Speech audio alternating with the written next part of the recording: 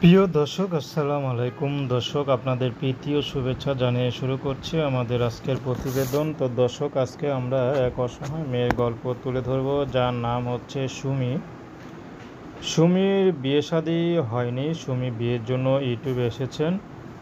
তো সুমির বাবা আগে মাছ বিক্রি করতো। তো সুমির বাবাটা বর্তমানে নেই, বিয়ে করে চলে গেছে। তো সুমির মা আছে। তো সুমির ছোট আরেকটা ভাই আছে। তো সুমির মা সুমিদের অনেক কষ্ট করে বড় করেছে, কিন্তু লেখাপড়া না করালেও সংসার জীবনে স্বামীকে কিভাবে খুশি রাখতে হবে সেই শিক্ষা অন্তত দিয়েছে।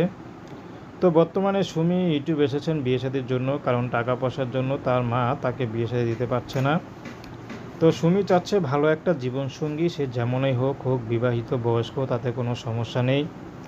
যদি সুমিকে আপন করে নিতে পারে, যদি সুমিকে কখনো ছেড়ে চলে না যায় তার মার মতো, তাহলে সুমি তাকে বিয়ে শাদী করবে।